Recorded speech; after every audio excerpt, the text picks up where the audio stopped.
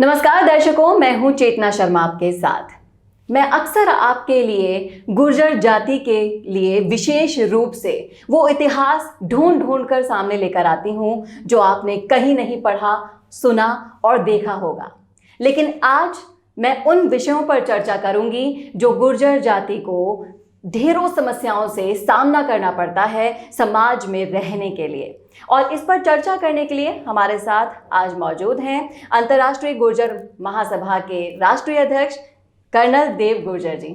Sir, आपका बहुत बहुत स्वागत है हमारे शो में। आपका भी धन्यवाद कि आपने हमें याद किया और मौका दिया आपसे बात करने। जी बिल्कुल। गुर्जर जाति एक ऐसी जाति है जिसके अगर हम इतिहास उठाकर देखते हैं तो ढेरों ऐसे वीर योद्धा निकलकर सामने आए अभी रिसेंटली जब मैंने इस पर रिसर्च किया। और लेकिन इनका इतिहास कहीं लिखित रूप में नहीं मिलेगा आपको, कहीं मौखिक रूप में। आज जो भविष्य पीढ़ी है उनको पता ही नहीं है कि हम इतनी बलशाली और इतने वीर योद्धा हमारे पूर्वज रह चुके हैं। तो आपको क्या लगता है कि क्या शिक्षा की कमी है, इतिहास के साथ छेड़छाड़ की जा रही है गुर्जर के? देखिए जी, सबसे पहले आपने गुर्जर जाति के लिए जिस प्रकार से बताया है कि इतना वीर पुरुष के इन्होंने काम किया, मैं आपको बता दूं कंचन जी, इसीलिए गुर्जरों को वीर गुर्जर कहा जाता है। किसी भी जाति के पीछे वीर नहीं लगता, वो गुर्जरों के लगता है। अब इसके इतिहास के अंदर जिस प्रकार से आप अब आजकल देख रहे हैं कि इतिहास को लेकर के जिस प्रकार से मौजूदा सरकार संजीदगी से काम कर रही है, मैं उम्मीद करता हूं कि ये सच्चे इतिहास को सामने लाएंगे।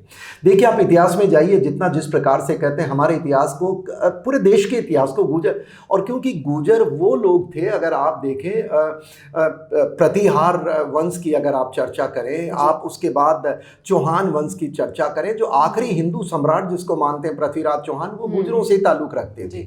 पर होता क्या है कि जब इस्लाम का यहाँ पर आक्रांताओं का आना होता है हमारे देश की ओर, तो ये इतने बड़े योद्धा थे, इन्होंने कभी उनको इस तरफ आने नहीं दिया भारतवर्ष में। और बैटल ऑफ ट्राइन जो 1192 में जो दुर्भाग्य से हमारे पृथ्वीराज चौहान साहब हार जाते हैं, उसके बाद उनका आगमन होता है। तो जब वो यहाँ आए, एक मिलिट्री मैन होने के नाते मैं ये महसूस करता हूँ कि कोई भी रणनीति के तहत दुश्मन को कमज़ोर करने के लिए इसको बांट दिया जाए। और वो बांटने के प्रयास में इन्होंने इस तरह इतना सफलतापूर्वक बांटा, चाहे वो सनातनी संस्कृति हो, चाहे गुर्जर समाज हो, क्योंकि उस समय इस इलाके में गुर्जर शब्द एक जाना जाता था। और उस समय जो बगड़ावत कथा आप गुर्जरों पे काम करती हैं, वो एक तरह महाभारत कहा जाता है इस युग का, अपने इस दौर का। और उस बगड़ावत महायुद्ध की जो वीरता कौशलता के जो काम हैं, सवाई भोज जो हमारे भगवान देवनारायण जी के पिताश्री हैं, उनकी करमस्थली अजमेर में नाग पहाड़ है, उसकी हम चर्चा करेंगे। और इस तरह ये पूरा शौर्य का काम किया है।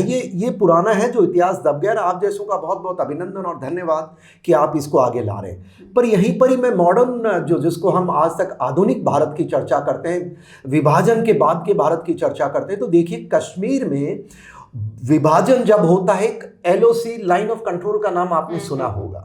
देशवासियों को मैं बता दूं कि ये लाइन ऑफ कंट्रोल जहां POK, पाकिस्तान ने हमारा काफ़ी कब्जा कर रखा है हमारे देश का, देश को पता नहीं होगा, और कंचन जी आपको भी शायद ज्ञान हो कि जब 47 में जब भारतीय सेना 26 अक्टूबर को वहाँ लैंड करती है कश्मीर के अंदर, और वो उन कबाइलियों को धकेल रही थी, तो ऐसा दुर्भाग्यपूर्ण काम होता है जब पहाड़ियों पे हमारी सेना गई। देखिए, राजौरी है, पुंछ है, उड़ी है, मेंढर है, और ये अपना गुरेज है, बांदीपुरा है, मच्छल है, ये पूरा वो पहाड़ों का एक सिलसिला है जो कश्मीर की पहाड़ियां हैं। जब सेना उनके ऊपर गई तो वहां पर हमें रोक दिया गया। वो रोका क्यों गया ये समझना पड़ेगा। उसी आपने जो सवाल किया कि बांटने का, क्योंकि उस समय जो POK आज का है, इस तरफ हिंदुस्तान की तरफ करीब 8 लाख गुर्जर थे, जो आज के टाइम पर करीब 30 से 35 लाख हैं। और दूसरी तरफ जिस रेखा जो एक रेखा बनाई गई, उसके तरफ हमारे 20 लाख गुर्जर थे। और ये कश्मीरी लोग जो वो शेख अब्दुल्ला और जो दूसरे राजनीतिक लोग थे, मैं नाम नहीं लेना चाहूँगा वरना राजनीतिक बन जाएगा, उन लोगों को पता था कि अगर हम सेना को यहाँ नहीं रोकेंगे तो सेना तो चली रही थी, और कबाइलियों का मुकाबला करने के लिए कोई आपको बड़ा ऊपर से आसमान से थोड़ी आना था। सेना अगले 2 दिन में, सेना ने सिर्फ 2 दिन मांगे थे पर उन्होंने नहीं दिए। और क्या किया कि उस जगह रोक दिया और 20 लाख गुर्जर बिरादरी के लोग उधर रह गए जो राष्ट्रभक्त थे।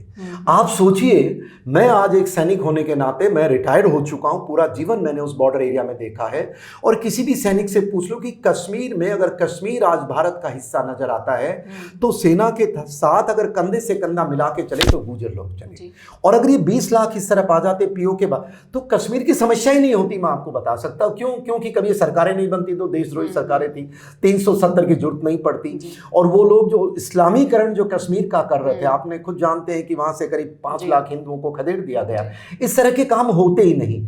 तो ये आधुनिक भारत की मैंने आपसे चर्चा की है, क्योंकि गुर्जर को जब बांटा है, ये राष्ट्रवादी कौम है, हम सारे हिंदुस्तानी राष्ट्रवादी हैं, पर देखिए ये दूसरे धर्म में, इस्लाम में चले गए, सिख में चले गए, पर ये अपने नाम के साथ आज गुर्जर फख्र से लिखते हैं और वीर गुर्जर लिखते हैं। और मैं आपको कंचन जी बता दूं कि मेरे प्रोग्राम आपके माध्यम से पाकिस्तान में भी देख रहे होंगे और अफगानिस्तान में भी देख रहे होंगे और नेपाल में भी देख रहे होंगे और सेंट्रल एशियन कंट्रीज में, वहाँ भी हमारे मेरे इंटरनेशनल गुर्जर महासभा से लोग जुड़े हैं। और वो धीरे धीरे हम इस चीज़ को एहसास कर रहे हैं कि किसी भी राष्ट्र में रहो, और आपको रिसेंटली देखा होगा, मैं की वीरता की बात कर रहा हूं, कश्मीर के अंदर पहली बार मोदी जिंदाबाद के नारे, मोदी व्यक्ति नहीं मानता हूं मैं ये मानता हूं जिसने देश के लिए अच्छा कार्य कोई भी सरकार करे, और उन्होंने अभी पीओ के वापस लेने की मांग रखी है। आप बताइए, तिरंगे के साथ, और पीओके में भी आप कुछ देख रहे हैं लोग बाग जो तिरंगा लेकर के, सारे कश्मीरी वहाँ लोग हैं, हिंदू हैं, कश्मीरी हैं,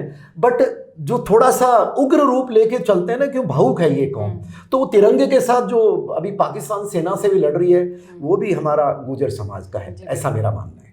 चलिए सर, आगे बढ़ने से पहले मैं अपने दर्शकों को बता दूं कि जो कर्नल सर हैं वो गुर्जरों के लिए, गुर्जरों के उत्थान के लिए पिछले 30 सालों से कश्मीर में काम कर रहे हैं, इसलिए उनको इतनी ज़्यादा नॉलेज भी है।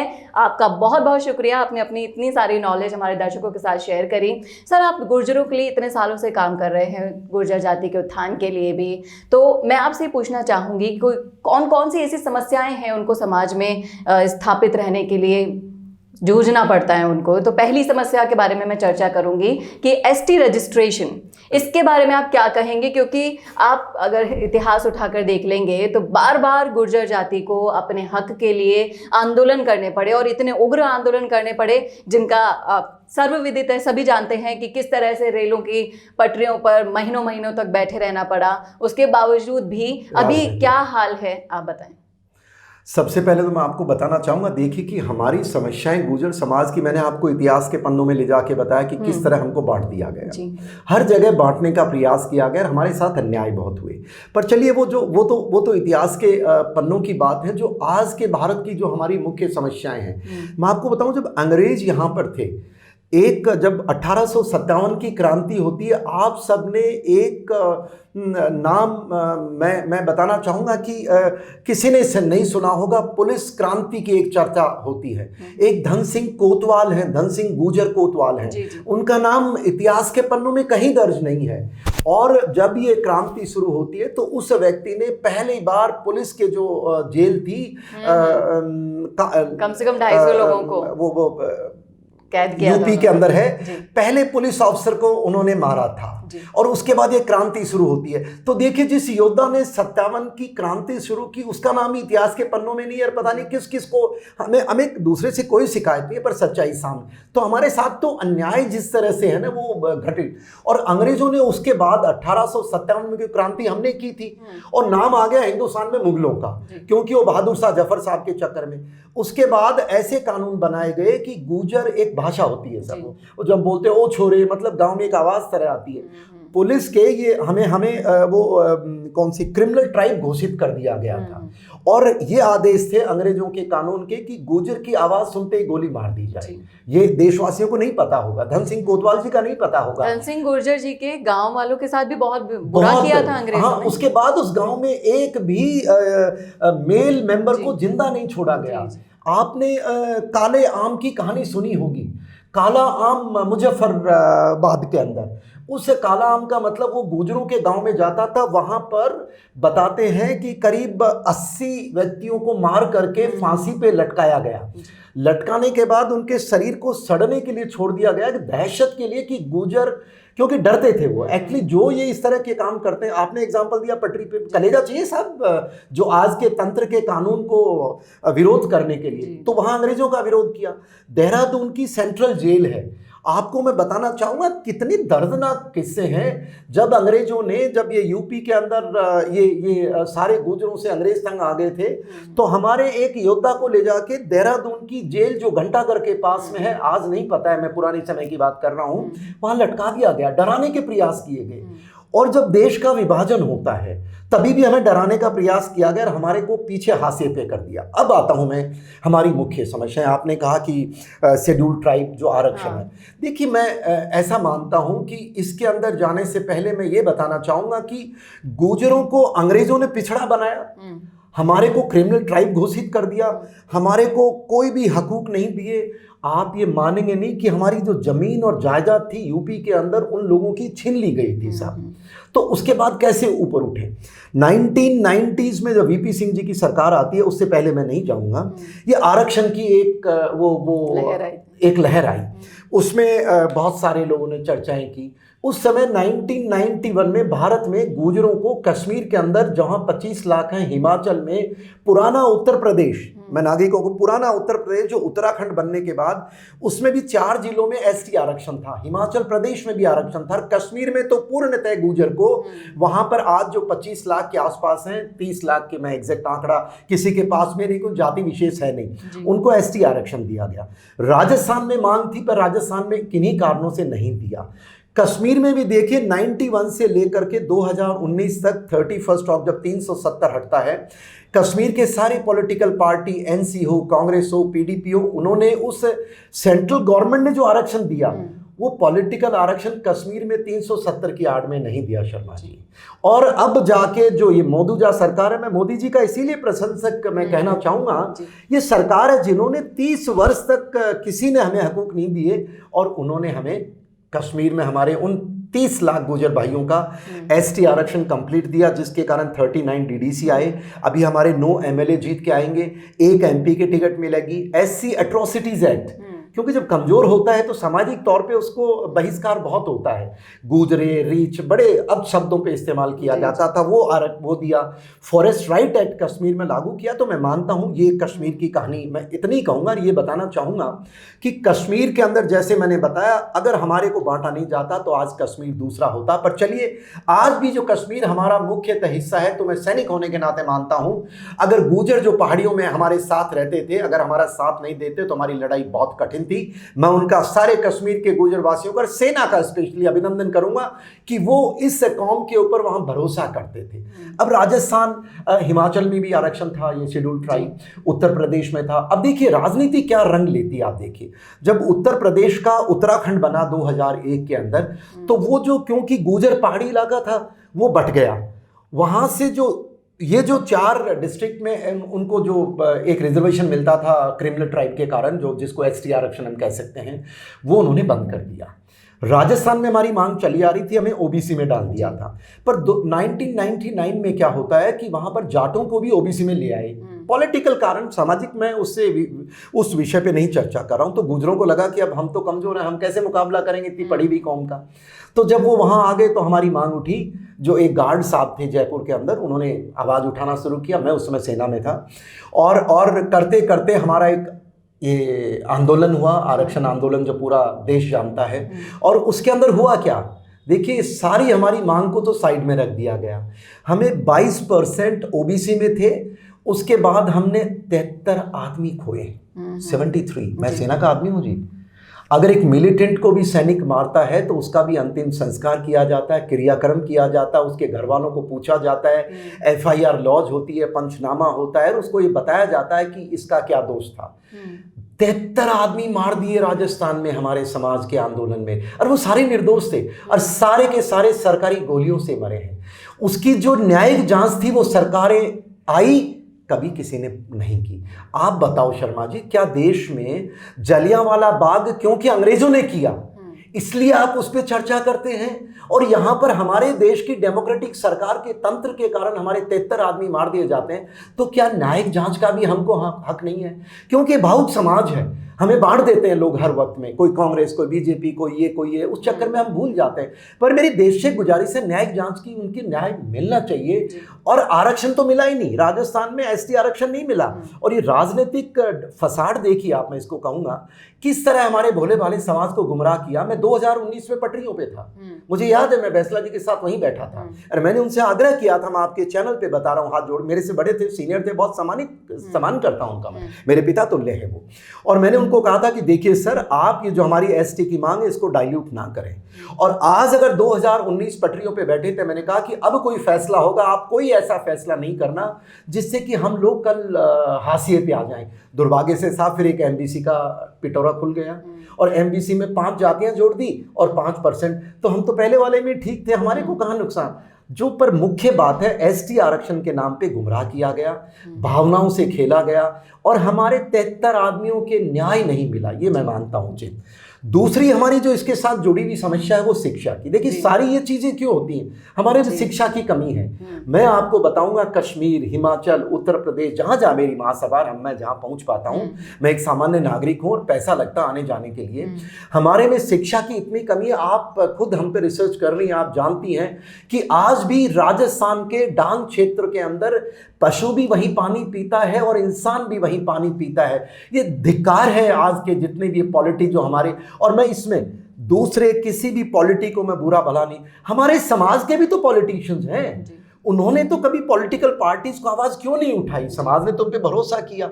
अब ये अजीब सी विडंबना है, हमारे वन गुर्जर हैं, आप देखिए वन गुर्जर का एक नाम है जिसपे आप चर्चा, कश्मीर में पूरे वन गुर्जर, 2006 फॉरेस्ट अधिनियम था। देखिए वनों में रहने वाले लोग गुर्जर थे, कुछ जगह वनवासी थे। अब पता नहीं हम गुर्जरों से क्या उन लोगों की नाराजगी है कि जहां जहां गुर्जर थे उन सब इलाकों को इन्होंने फॉरेस्ट में कन्वर्ट कर दिया। बिल्कुल। क्या आप ये मानते हैं कि ये शिक्षा की कमी ही के कारण ही हुआ है? क्योंकि आपकी जो धरोहरें हैं, पुराने समय की जो धरोहर है, उन्हें अब शिक्षा की कमी के चलते या फिर आप कह लीजिए जागरूकता की कमी के चलते सरकार हड़प रही है, वन प्रशासन उन्हें हड़प रहा है। शर्मा जी आप बिल्कुल सही कह रही है कि शिक्षा एकमात्र जरिया है। मैं शिक्षित नहीं होता तो मैं आपसे कैसे बात करता और कैसे मेरे भाइयों तक बात पहुंचा पाता? देखिए हमारे को शिक्षा से वंचित रखा गया। मैं राजस्थान का एग्जांपल, कश्मीर का आप जानती हैं सारा, और वो बदलाव आ रहा है। मैं बधाई देता हूं देश को और देश की सरकार को, पॉलिटिक को। मेरे को पॉलिटिकली कोई फर्क नहीं पड़ता है कौन व्यक्ति है। आज कश्मीर में हमारे को 31 अक्टूबर 2019 में हकूक दिए, अभिनंदन। आज हमारी शिक्षा के केंद्र पर राजस्थान पे आइए आप, अब राजस्थान पे केंद्रित करें। भीलवाड़ा एरिया इतना भव्य गुर्जर बाहुल्य है, अजमेर गुर्जर बाहुल्य है, खेतड़ी गुर्जर बाहुल्य है, करौली गुर्जर बाहुल्य है, दौसा गुर्जर नाम। राजस्थान के अंदर हम करीब 65 विधानसभाओं के अंदर हमारी अच्छी भली बड़ी संख्या में लोग रहते हैं। आप बताएं, मैं पिछले 5 वर्ष से जब से सामाजिक जीवन में आया हूं, आपको जान के दुख होगा, ये समाज की चर्चा नहीं है, ये शिक्षा की चर्चा है। हमारा जोधपुरिया देवधाम है, मैं वहां पहली बार जब गया, क्योंकि पहले सेना में था, मुझे मौका नहीं मिला, तो मैंने देखा एक पतली सी सड़क है, गाड़ियां 10 किलोमीटर दूर पार्क हो रही हैं और महिलाओं को कोई भी रेस्ट करने की जगह नहीं है। वो वॉशरूम नाम की कोई जगह ही नहीं है। आदमी तो जी कहीं खड़ा होकर बेशर्मी कर लेते हैं हम लोग, पर बेचारी महिला बच्चे कहाँ जाए? तो मैं जब वहाँ मंदिर के बाद वहाँ बैठा, हमारी समिति से, उन्होंने मुझे उसका संरक्षक बना रखा है जी। मैं जोधपुरिया, मैं उनका अभिनंदन करता हूँ। तो मैंने उनसे कहा कि देखो भाई, सड़क सबसे पहले बननी चाहिए, और वहाँ बड़े बड़े नेता जाते हैं देश में। और मैं आपको बताऊं, सवाई माधोपुर टोंक जिले में MP, MLA, सरपंच, जिला प्रमुख, जिला जितने, वो सारे गुर्जर हैं जी, क्योंकि बाहुल्य है हमारा। लेकिन गुर्जर होने के बावजूद भी अपनी ही बिकॉज शिक्षा नहीं है ना, हमने हमारी भावनाओं से खिलवाड़ करते हैं लोग। मैं आपको दूसरा एग्जांपल देना चाहूंगा, देखिए आप सुनिए।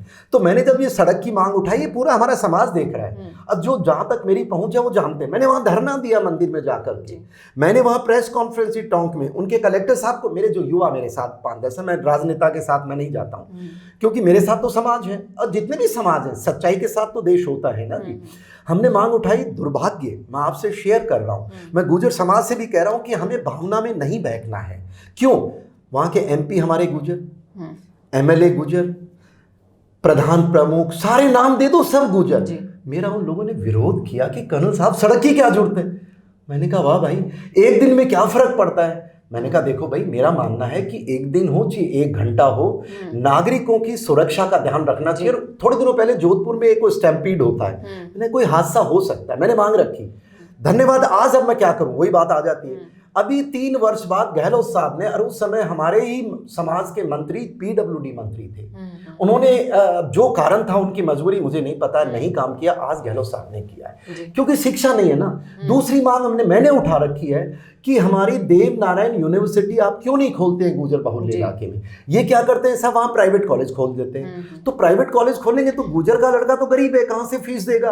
अब जैसे बनसली है, सब बनसली, हम बनसली का क्या करें साहब, 1 लाख फीस कहाँ से देगा मजदूर। और हमारे को क्या वहाँ हुआ है, हमारे साथ हमारी जमीनें ले ली गई कौड़ी के भाव, वो जो बनसली और क्या गुजरों की जगह थी।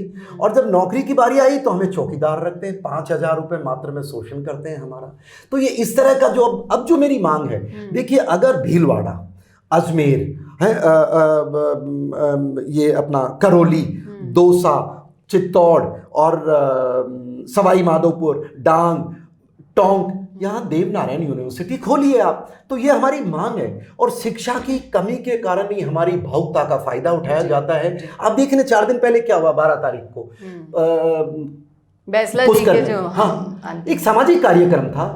पर क्या हुआ, देखिए सारे राजनेता प्रदेश के वहां ऐसे पहुंच गए कि जैसे यहां पर इनको बेवकूफ बना देंगे। पर मैं धन्यवाद, हाथ जोड़ के अभिनंदन करता हूं आपका मीडिया का, जिसने हमें जागरूक किया है। और अभिनंदन करता हूं युवाओं का, जिन्होंने, अब क्या हो, देखिए साहब हमारे साथ कितने साल से, 20 साल से ये रिजर्वेशन का तोता बांध के रखा है, 20 साल से हमें कोई आके बांध के रखते हैं। और हमारे लोकल बच्चे हैं ही नहीं जो एमएलए एमपी में, किसी का विरोध नहीं है। पर कोई तो बताए कि क्या मैं उत्तर प्रदेश में जाके, कोई भी उत्तर प्रदेश का आदमी, मैं गुर्जर हूं इस नाते मुझे एमएलए स्वीकार करेंगे या सरपंच बनाएंगे? नहीं बनाएंगे जी। यहीं पर एक सवाल मैं आपसे पूछना चाहूंगी कि ये जो नेतृत्व की कमी है, राजस्थान की हम अगर बात करते हैं तो राजस्थान में जो गुर्जरों का जो नेतृत्व करने वाले जितने भी हमारे जो एमएलएज हैं, जो भी नेता हैं, वो सब बाहर से आए हुए हैं। तो क्या आपको लगता है कि क्या अगर राजस्थान से कोई नेता अगर होता आप लोगों की आवाज उठाने के लिए, तो ज्यादा फर्क पड़ता? देखिए मेरा मानना है जी, देखिए पॉलिटिकल नेतृत्व और सामाजिक नेतृत्व में फर्क है। ये जो पॉलिटिकल नेतृत्व है, ये तो मैं इनको नेतृत्व इसलिए नहीं कह सकता क्योंकि किसी पॉलिटिकल पार्टी के मैं तो कहूँगा उनके आदेश अनुसार काम करेगा, वो समाज का नहीं हो सकता। ये वो मखोटा पहना देते हैं किसी जाट या गुजर या ब्राह्मण या जिसका, पर वो काम तो अपनी पॉलिटिकल पार्टी की विचारधारा से करेगा ना, समाज का तो नहीं कर सकता। अब वही कारण हमारे साथ राजस्थान में हुआ है। अब पॉलिटिकल पार्टीज, ये भी मेरा मुद्दा है कि भाई आप बताओ, जो हमारे भूमिपुत्र बच्चे हैं, जहां हमारा बाहुल्य है, आप 200 जो वोट हैं उनको तो एमएलए एमपी बना देते हैं, और हमारे जो हजारों की संख्या में उनको टिकट तक नहीं देते हैं। अभी पॉलिटिकल पार्टी से मेरी गुजारिश है कि आपकी हमसे नाराजगी क्या है, ये बताओ। आप हमारा नेतृत्व तैयार क्यों? देखिए एक दिन में कोई भी नेता नहीं बन सकता जी, बिल्कुल कोई भी उभर के, तो पॉलिटिकल पार्टीज का काम था। बट आपने जो कहा नेतृत्व की कमी नहीं है, हमारी कमी है कि हम एजुकेशन की कमी है, जिसके कारण कोई भी गुजर आके करेगा और कहेगा मैं तो थारो गुजर भाई हूँ, और वो थोड़े बहुत बाहुबल उनके पास होगा और मनी बल होगा, पैसे का बल होगा, और हम साथ हो जाते। पर जिस तरह अभी आपने देखा पुष्कर में जो युवाओं ने विरोध किया, किसका? बड़े बड़े राजनेताओं का। यही कहा ने विरोध इसलिए नहीं किया कि उनकी कोई नाराजगी, बेचारे वो तो जानते भी नहीं होंगे कि कौन नेता है, इसलिए किया कि आप हमारे को कब तक गुमराह करेंगे। आरक्षण के नाम पे गुमराह किया, हमारे 72 आदमी मरे, उनकी न्यायिक जांच नहीं की, आपने हमारी शिक्षा के पे ध्यान नहीं दिया, आपने हमारे आस्था के केंद्रों को कैद करके रखा है। अजमेर में देखिए नाग पहाड़ एक पहाड़ है साहब, हम बगड़ावतों कथा की बात कर रहे थे, जो जिसको महाभारत का नाम देते हैं, देखिए हम लोग, और उसके अंदर 24 बगड़ावत गाथा है जो पूरी गाथा में हमारे संस्कृति में रहती है। वहां जो नाग पहाड़ है वो भगवान देवनारायण जी के पिताजी सवाई भोज की कर्मस्थली मानी जाती, जहां गौओं को रखते थे, और वहां मंदिर भी है। और मान्यता यह है कि नाग पहाड़ के ऊपर जब भी नया भगवान देवनारायण जी का मंदिर बनता है तो वहां से हम पाट लेके आते हैं। भगवान देवनारायण जी की कोई मूर्ति पूजा में विश्वास नहीं थी, तो इसलिए पाट एक वो ईश्वरीय रूप मानते हैं, वो पाट उसी पहाड़ से निकलती है। और आप जानेंगे हमारे साथ अन्याय क्या हुआ है भाइयों, सुनो।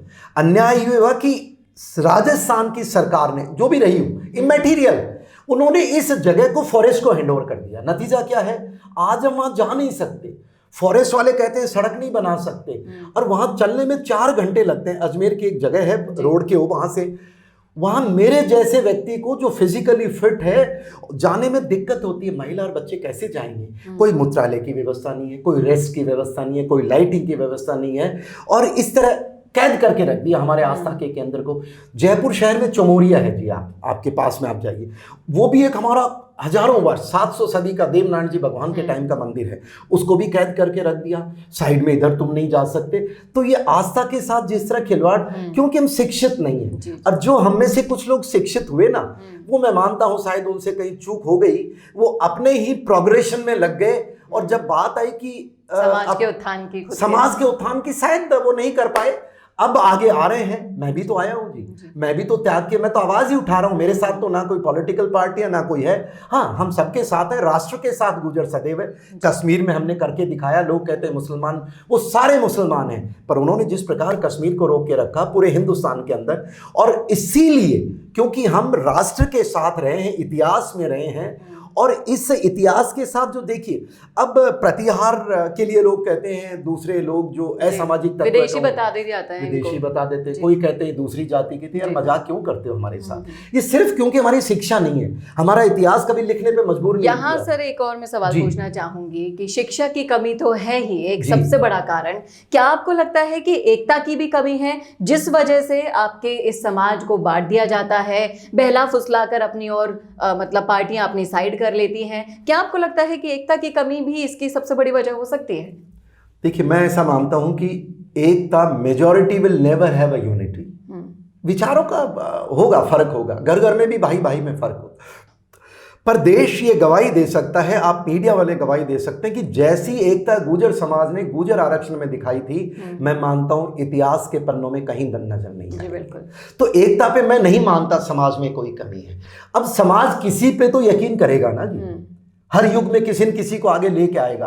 हम वोट डालते हैं, हमारे गुर्जर बाहुल्य से हमने कभी नॉन गुर्जर को जिताया नहीं है। कोई निर्दलीय 2 लड़ाई में जीत जाए तो जीत जाए, देखिए मैं आपको बता रहा हूं। तो एकता में कमी नहीं है, पर कमी कहां है? जिसको हमने नेतृत्व दिया उसी ने हमारे साथ छलावा किया, और दुर्भाग्य यह है वो हमारे ही लोग थे। जैसे मैंने कहा ना कि जो नौकरी में आगे, देखिए आज जैसा भी आरक्षण है, कश्मीर में एसटी आरक्षण हमें नौकरियों में कई वर्षों से मिल रहा है। जब एसटी आरक्षण में नौकरी मिली, राजस्थान के अंदर भी आज हमारे एक कश्मीर के साथी हैं जो गुर्जर नाम से आरक्षण के कारण, एसटी के कारण, क्योंकि उनको सेंट्रल एसटी मिलता है, वो आज यहाँ आईएएस अधिकारी हैं। कश्मीर में हमारे हर डिपार्टमेंट में अधिकारी हैं। राजस्थान में भी इतने अधिकारी हैं जिन्होंने गुर्जर जाति का होने के कारण नौकरी प्राप्त की। पर मैं क्या बताऊं, मैं तो कुछ कमेंट कर नहीं सकता कि उन्होंने क्या योगदान किया। हर ऑफिस में है, पर मैं देखने में आता है कोई गुर्जर ही नहीं लगाता है। तो उनके योगदान का, अगर वो सरकार का, मैं ये नहीं कहता कि अधिकारी गलत करें, मैं कहता हूं आप जिस डिपार्टमेंट में है सरकार के सामने अपनी बात रखें और एक अच्छे अधिकारी होने का परिचय दें। अगर ये आरक्षण या जो भी हमारी राजस्थान की, आप देखिए थोड़े दिन पहले सवाई भोज मंदिर को उन्होंने राजपूत लिख दिया, हमने विरोध जताया। बहुत हंगामा अब बताओ, भी हुआ था दोनों समाजों में। नहीं, समाज का नहीं है, उस समाज का तो कोई लेना देना नहीं है भाई, हमारा मंदिर है। आप चाहे आस्था करें, पर आप मेरे नाम के आगे से कहो देवानंद गुर्जर हटा करके आप देवानंद राजपूत लिख दो, ये क्या मतलब है भाई? ऐसा नहीं हो सकता। और ये सबकी आंखों के सामने है, शर्म आनी चाहिए लोगों को। अब मुझे लगता है ये लोग ऐसे हैं जो समाज में जो एक अच्छा प्रेम है ना, उसको खत्म करने के लिए सरकारों की भी दुश्मन है। जिस अधिकारी ने ऐसा किया, अगर सरकार उसको निलंबन नहीं करती तो सरकार के साथ कल और बड़ी समस्या करेगा। देखिए, अधिकारियों का काम है सरकार के साथ वफादारी करे, देश के साथ वफादारी करे। अगर ऐसा करें तो ऐसा कभी होगा ही नहीं। एकता हमारी आज भी है, और अगर एकता नहीं होती तो हमारे विभिन्न पॉलिटिकल पार्टी विचारों के आदमी, विभिन्न संगठनों के आदमी जब मुद्दा होता तो एक साथ नहीं खड़े होते। और ये हमारा, आपको बताएं, जैसे गुर्जर रेजिमेंट की हमारी मांग है। आप देखिए इतिहास में गुर्जर, मतलब जो बड़े बड़े युद्ध वो हमारे नाम से जुड़े हैं। अंग्रेजों ने हमें दबाने की कोशिश की, मुसलमानों ने हमारा आधा गुर्जर समाज को कन्वर्ट कर दिया उन आक्रांताओं ने। हमें कोई शिकायत नहीं रही, क्योंकि आज जो मुसलमान है वो तो, मैं हिंदू इसलिए कि माँ मेरी हिंदू है, तो आज का तो इसका औचित्य बचा नहीं ना। पर फिर भी हम जो गुर्जर रेजिमेंट की मांग जो है वो इसलिए है कि बड़ी संख्या में है, हमारा बल है, सेना में योगदान रहा है। राजस्थान के अंदर भी दुनिया के सबसे युवा विक्टोरिया क्रॉस कमल राम गुर्जर, और मैं गहलोत साहब से बहुत बार आग्रह कर चुका हूं, इन अधिकारियों से कर चुका हूं, राजनेताओं से, विक्टोरिया क्रॉस मात्र अपने यंगेस्ट दुनिया के 1946 में मिला था। यहाँ पर आज तक मैं उनके लिए लड़ाई कर रहा हूँ। उनकी धर्मपत्नी जिंदी है, वो कहती है कि हमारी जो कॉलेज है करौली की, वो मेरे नाम से कर दो, इनके मेरे पिता के नाम से, जिससे मुझे शांति से मौत आ जाए। मैं भूतपूर्व सैनिक सेवा समिति का भी राष्ट्रीय अध्यक्ष हूँ, सैनिकों की बात उठाता हूँ, ये भी इनको लिखते हैं। पर देखिए दुर्भाग्य, वो उनके नाम से कॉलेज का नामांकन नहीं कर रहे, उनके नाम से कोई मूर्ति नहीं लगा रहे। तो ये मैं मानता हूँ ये गुर्जर विशेष है कि शिक्षा की कमी है।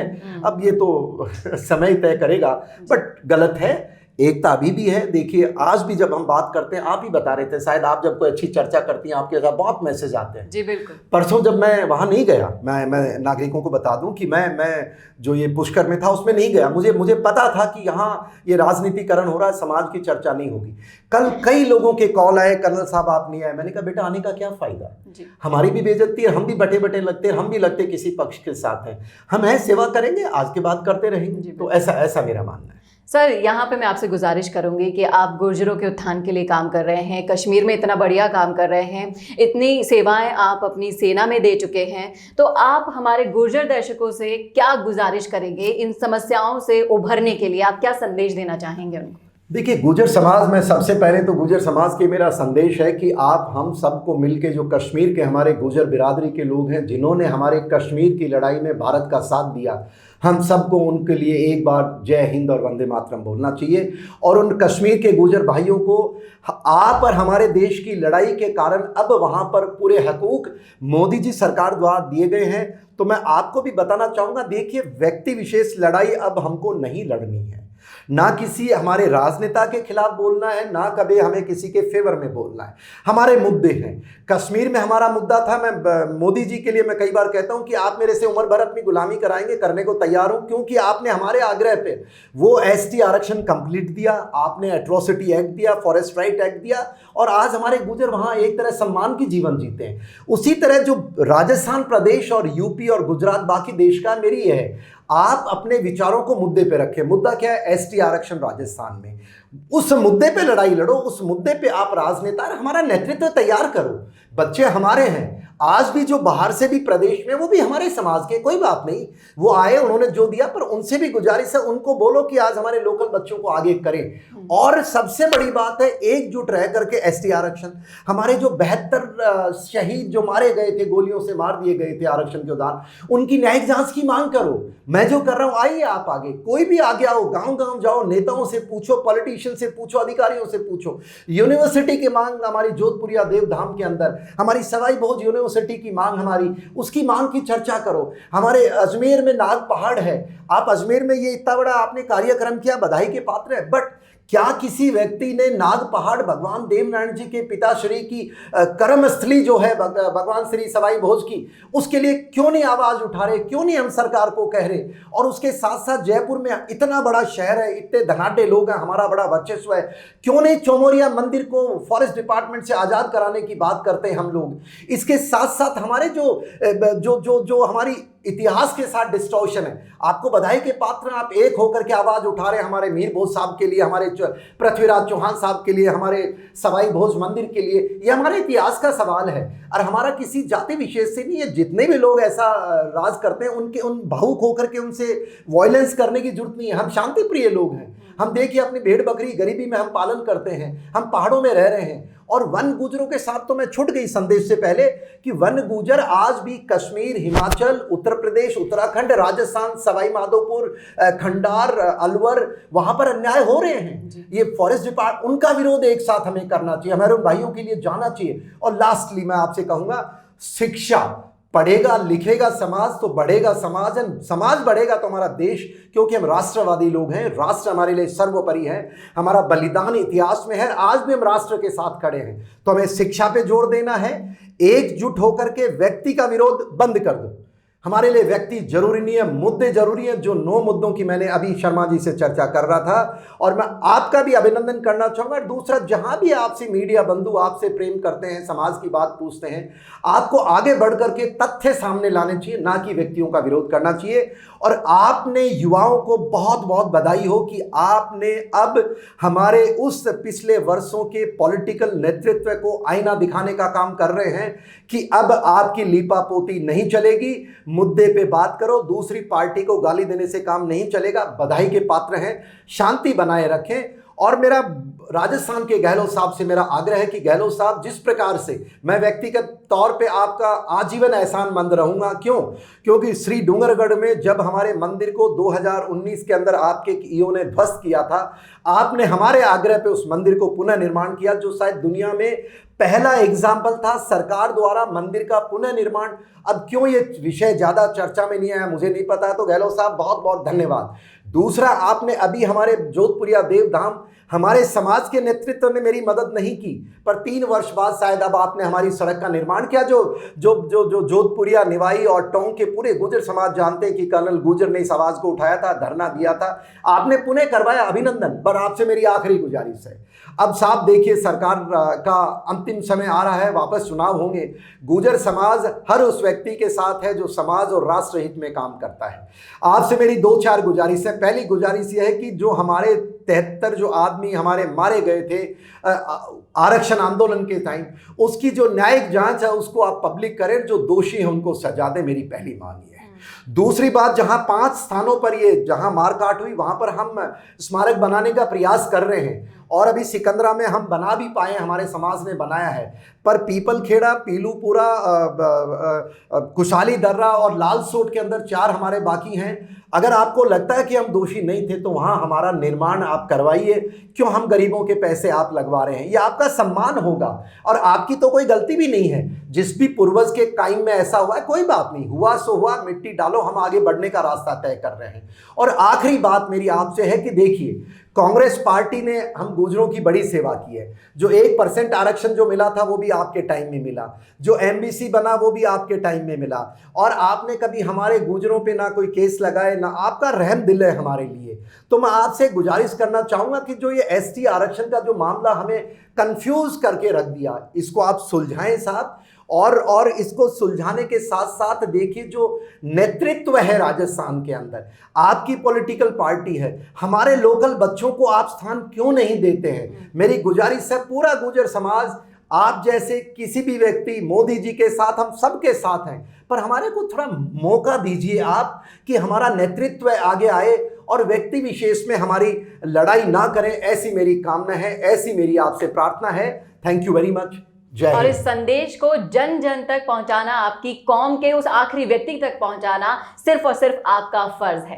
कैसा लगा आपको हमारा वीडियो? कमेंट करके जरूर बताइएगा कमेंट बॉक्स में, और अपनी राय जरूर लिखिएगा, भूलना मत। नमस्कार। Thank you. जय हिंद। आपकी हंसी से ज्यादा क्या कभी आपको कोई खूबसूरत बना सकता है? लेकिन जब इस हंसी का ख्याल रखने की बात आती है तो हम लापरवाही कर जाते हैं। इसीलिए अपने दांतों का ख्याल रखिए, और उसके लिए राजस्थान की सबसे अनुभवी डेंटिस्ट डॉक्टर नीलम माहेश्वरी को YouTube पर फॉलो कीजिए।